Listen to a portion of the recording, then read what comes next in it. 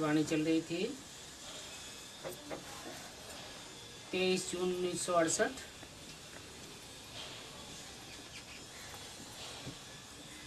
तीसरे पेज की दूसरी लाइन।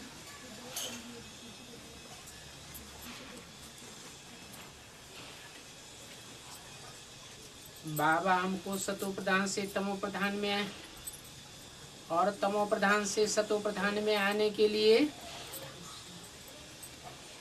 क्या क्या समझाते रहते हैं, कितनी युक्ति बताते हैं। भले यहाँ बैठे हो फिर भी बुद्धि से बाप को याद करो।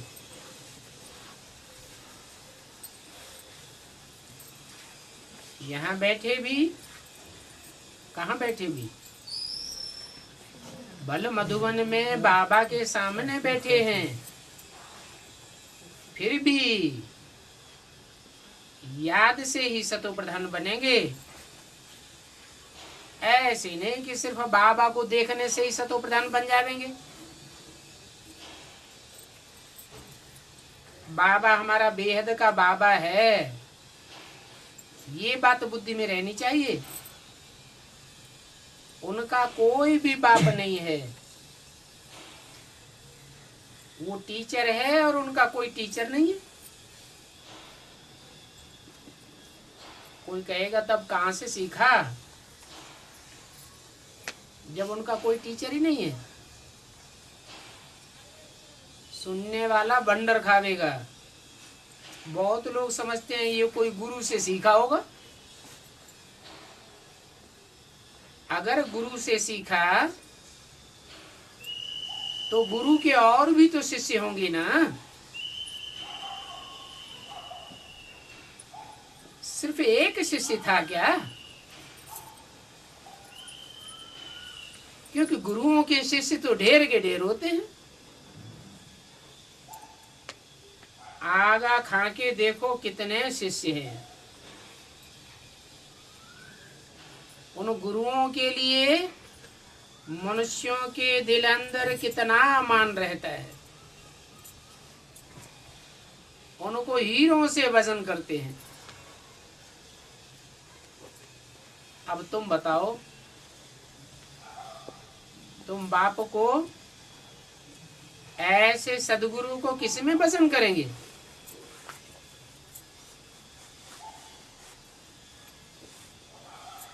आगा खा तो हीरो में वजन किया गया।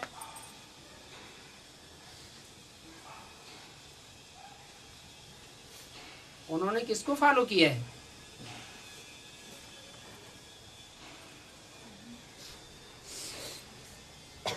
सब शिवो हम कह के अपन को समझते हैं। भगवान बाप जब आते हैं तो तुम हीरे जैसी आत्माओं को इकट्ठा करते हैं। एक तरफ सब हीरे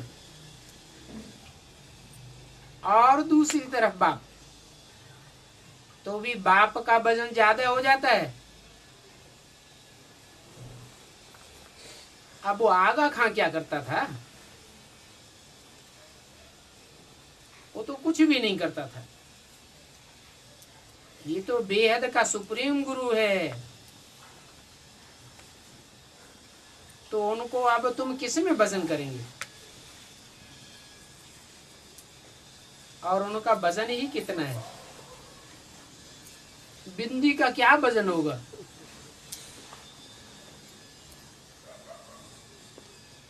एक छोटे से छोटा हीरा भी उनके तौल में नहीं डाला जा सकता, क्योंकि वो तो बिल्कुल ही बिंदी है। वो सबसे सूक्ष्म है। फिर तुमको क्या बनाते हैं? तुमको हीरा जैसा बनाते हैं। वो गुरु लोग तो कुछ भी नहीं बनाते। बनाते तो क्या और ही नीचे गिराते रहते हैं। नीचे गिराते गिराते तुम्हारा जीवन कौड़ी मिसल बन जाता है।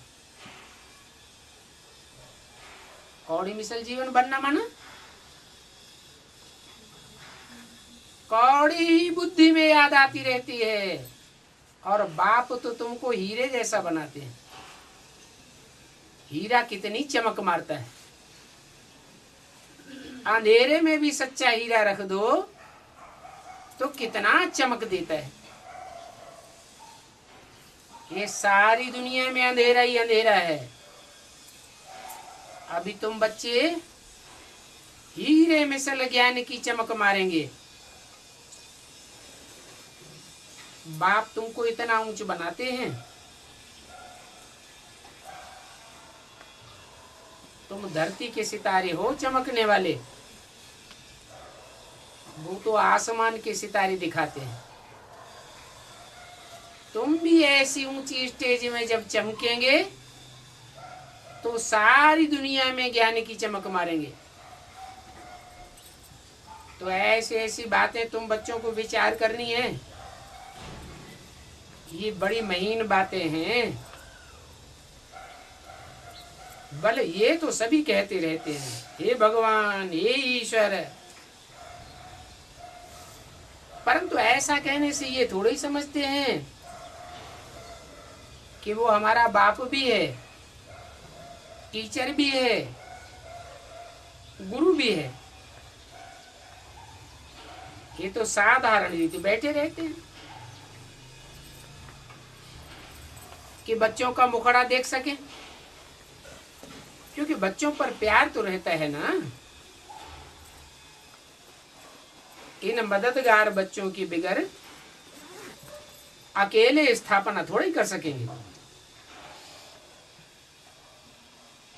इतनी बड़ी दुनिया की, नई दुनिया की स्थापना का कार्य बाबा अकेले करेंगे क्या? बच्चे साथी बनते हैं। अब जो जितना जास्ती मदद देने वाले होंगे उन बच्चों को जरूर प्यार करेंगे। कमाने वाला बच्चा होगा तो बाप को बहुत प्यारा होगा। घर में निठल्ला बैठने वाला होगा तो बाप को उतना प्यारा थोड़ा ही होगा। बाप का घर कौन सा है? बेहद के बाप का परम धाम घर है। कोई बच्चे तो परम धाम में ही बैठे रहते हैं, कोई बच्चे इस 5000 के चक्र में आकर के ऑल राउंड पार्ट बजाते हैं। तो बाप को कौन से बच्चे प्यारे लगेंगे? जो ऑल राउंड पार्ट बजाते हैं वो प्यारे लगेंगे। ये सृष्टि बाप की दुकान है ना, तो बच्चा जो जास्ती दुकान चाहता है वो बहुत प्यारा लगता है। कमाई करने वाला हुआ ना। तो ये बाप भी संगम युग में आकर के देखते हैं एक एक बच्चे को, ये बच्चा बड़ा मददगार है, ये जरूर उच्च पद पावेगा। ऐसे ऐसे बच्चों को देख करके बाप बहुत हर्षित होते हैं। आत्मा खुश होती है ना। कल्प कल्प बच्चों को देख करके खुश होता हूँ। जानता हूँ कि कल्प कल्प यही बच्चे मददगार बनेंगे। ऐसे मददगार बच्चे बहुत प्यारे लगते हैं। ऐसे बच्चों से कल्प कल्पांतर का प्यार जुट जाता है।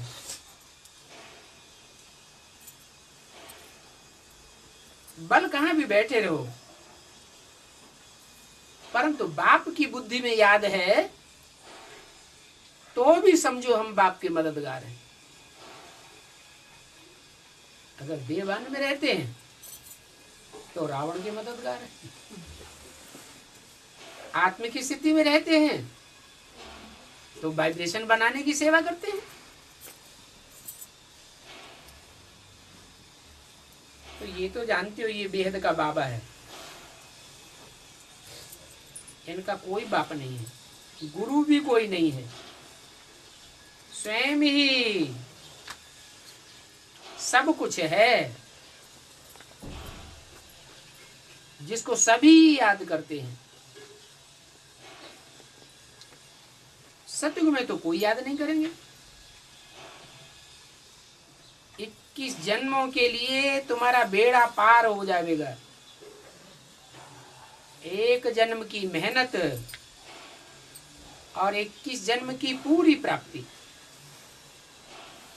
तो तुम बच्चों में कितनी अथाह खुशी होनी चाहिए। बस इतना फोर्स आवे कि हम सारा दिन बाप की सर्विस करें, सबको बाप का ही परिचय देते रहें, बताते रहें कि बाप से यह वर्षा मिलता है। त्रिमूर्ति के चित्र में एक और सुख और दूसरी ओर दुख की दुनिया दिखाई है। तो बताना पड़े कि बाप ये सुख का वर्षा देते हैं, रावण आकर के दुख का वर्षा देते हैं। दुख का वर्षा है नरक और सुख का वर्षा है स्वर्ग। तो बाप राय देते हैं, ऐसी स्वर्ग की स्थापना करने के लिए तुमको मददगार बनना है। मुख्य मदद क्या है? बाप का प्रश्न। मुख्य मदद है स्वर्ग की स्थापना में स्वस्थिति में स्थित रहना। देवताएं सब स्वस्थिति में स्थित होंगे ना। ये फाउंडेशन कहाँ डालते हैं? अभी संगम युग में। तो हम ऐसे बाप का परिचय दें जो जन्म जन्मांतर हमारा सुहाना बनाता है। लोगों को बताएं कि बाप से यह वर्षा मिलता है और यह वर्षा राजयोग से देते हैं। पढ़ाई ही राजयोग की है, इसका नाम है सहज राजयोग।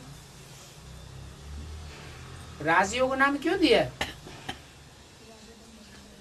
इसमें बड़े बड़े राज भरे हुए हैं। और फिर सभी को साथ ले जाएंगे नंबरवार। सारा चक्र बुद्धि में तुम्हारी रहना चाहिए। ऐसा चक्र का ज्ञान बाप के सिवाय और तो कोई दे ही नहीं सकता। इसके अर्थ का ही किसी को पता नहीं है। दुकान बनावेंगे, मकान बनावेंगे तो स्वास्थ्य का चिन्ह बनाते रहते हैं। बनाने वालों को ये पता ही नहीं है कि मकान नया बनाते हैं, दुकान बनाते हैं तो स्वास्थ्य का चिन्ह क्यों लगाते हैं। अब तुम्हारी समझ में आया कि बाप जब आते हैं तो तुम्हारी बुद्धि रूपी धरणी में ये स्वास्थ्य के 4 जो भुजाएं हैं, इनका अर्थ तुम्हारी बुद्धि में बैठा देते हैं। कैसे सतयुग, त्रेता, फिर बदल करके कैसे द्वापर कलयुग बनता है, फिर चक्र घूमता है, फिर सतयुग त्रेता सुख की दुनिया, फिर द्वापर कलयुग द्वैतवादी दुनिया। ऐसा चक्र तो कोई भी फेरा ही नहीं सकता सिवाय तुम बच्चों के। अभी तुम समझते हो कि हमारा बेहद का बाबा आकर के हमको बेहद की बातें बताते हैं। बेहद का टीचर, बेहद का सदगुरु हमको बेहद का राजी देते हैं। फिर हमारी बुद्धि में जब सारा बेहद का राज बैठ जाएगा, आत्मा में राजाई के संस्कार भर जाएंगे, तो फिर बाबा हमको साथ ले जाएंगे। ऐसे ऐसे तुम किसी को समझावेंगे तो फिर सर्वव्यापी का ज्ञान उड़ जाएगा। जब बाप है, टीचर है, गुरु है, तो सर्वव्यापी कैसे हो सकता है? ऐसे बाप को जो एक व्यापी बनकर संसार में प्रत्यक्ष होता है, उसको तुम कुत्ते बिल्ले ठिक्कर बित्तर में छोंक देते हो। तुम्हारी आत्मा की बुद्धि को क्या पत्थर पड़े हैं। ऐसे करके शौक से समझाओ बल कोई भी कितना भी बड़ा हो, तुम उसको ये समझा सकते हो। ऐसे समझावेंगे तो कभी भी कोई इंसल्ट फील नहीं करेंगे, कुछ भी नहीं कहेंगे। तुम कह सकते हो कि हमको ये सब बातें बेहद का बाप समझाते हैं। हम नहीं कहते, हमको बाप समझाते हैं, और ये बात कोई बता भी नहीं सकता। वही बाप बेहद का हमारा नॉलेजफुल बाप है। वो सारी सृष्टि के आदि मध्य अंत को जानते हैं। कोई एक दो आत्मा के आदि मध्य अंत को जानने की बात नहीं है। सारी सृष्टि में जो भी मनुष्य आत्माएं हैं, सबके जीवन चरित्र को जानते हैं। साथ ले जाने वाला भी वही एक है। उनको फिर सर्वव्यापी कह करके कुत्ते बिल्ले में कह के गालियां देते हो। इसलिए बाप ऐसी गालियां देने वालों को कहते हैं विनाश काले विपरीत बुद्धि विनश्यते। कहाँ की बात है? ये सर्वव्यापी कहने की शूटिंग कहाँ होती है? कैसे? बाप यहाँ पढ़ाते हैं, फिर उस बाप को भूल जाते हैं। जब भूल जाते हैं तो और बाप याद आने लगते हैं, औरों की बातें मानने लग पड़ते हैं, औरों से प्रभावित हो जाते हैं। ऐसे करते करते ढेर टीचर बन जाते हैं, ढेर गुरु बन जाते हैं। तो शूटिंग हो गई ना। ऐसी जो गालियां देते हैं वो विनश्यंती हो जाते हैं, खत्म हो जाते हैं। विजय तो तुम बच्चे ही प्राप्त करेंगे। कौन? जिनकी बुद्धि में एक व्यापी बाप बैठा हुआ होगा। ऐसे बाप के लिए जो हमको विश्व की बादशाही देते हैं, उनको तुम ठिक्कर बित्तर में कहते हो। तुम्हारी अकल मारी गई है क्या? ठिक्कर माने मिट्टी का ढेला जो एक ठोकर लगाने से टूट जाता है। ऐसे ठिक्कर बुद्धियों में तुम बाप को व्यापी समझ लेते हो, बाप को भूल जाते हो और ठिक्कर बुद्धियों को बाप बना लेते हो। अपनी भी इंसल्ट करते हो क्या? ठिक्कर बुद्धि को बाप बनाया तो खुद क्या हुए? खुद भी ठिक्कर हो गए। कामी जैसे कुत्तों को अगर बाप कह दिया, बाप बना लिया, तो खुद क्या हुए? खुद भी कुत्ते जैसे हो गए। तो अपनी भी इंसल्ट करते हो, बाप की भी इंसल्ट करते हो, और सारी दुनिया की इंसल्ट कर देते हो। बाप बच्चों को समझाते हैं, ये जो पढ़ाई मैं पढ़ा रहा हूँ, इस पढ़ाई को भूलो मत। ये बहुत बड़ी पढ़ाई है। दूसरों को भी समझाना है कि वो हमारा परम पिता है, परम शिक्षक है, सदगुरु है। इन सभी गुरुओं को ले जावेंगे। छोटा मोटा गुरु नहीं है। दुनिया में जो भी गुरु हुए हैं, उन सभी गुरुओं की आत्माओं को बाप ले जावेंगे। तो कितना बड़ा गुरु हुआ। हर एक एक्टर को अपना अपना पार्ट मिला हुआ है। ऐसी ऐसी वंडरफुल बातें सुनानी चाहिए। बोलो, ये दुनिया एक बेहद का खेल है, नाटक है। बेहद के बाप से बेहद की बादशाही हम लेते हैं। हम ही मालिक थे। बैकुंठ हुआ, अभी फिर जरूर होगा। कृष्ण नई दुनिया का मालिक था, अभी तो पुरानी दुनिया है, फिर जरूर नहीं बनेगी। चित्र में भी तुम क्लियर दिखा सकते हो। तुम समझते हो अब हमारी लात नरक की तरफ है। लात नरक की तरफ होने का क्या मतलब है? लात माने पांव। हमारा बुद्ध रूपी पांव अभी जो लात का सूचक है, वो अभी नरक की दुनिया की तरफ। माने हम नरक की दुनिया को लात मारते हैं। नरक की दुनिया को हम प्रेफरेंस नहीं देते। दुनिया के बड़े बड़े सेठ साहूकार इस नरक की दुनिया को बहुत प्रेफरेंस देते हैं और हम इस दुनिया को कोई प्रेफरेंस नहीं देते। हमारा बुद्ध रूपी हाथ किधर है? हमारा बुद्ध रूपी हाथ है नई दुनिया की तरफ। तो तुम्हारा जैसे कि मुंह किधर है? नई दुनिया की तरफ। तुम्हारा मुंह ऊपर स्वर्ग में है और लात नरक की ओर है। यही बात तुम अपनी बुद्धि में याद रखो। ऐसे याद करते करते अंत मते सुगति हो जाएगी। कितनी अच्छी अच्छी बातें बताते हैं, उनका सुमिरन करना चाहिए। अच्छा, बच्चों को गुड मॉर्निंग।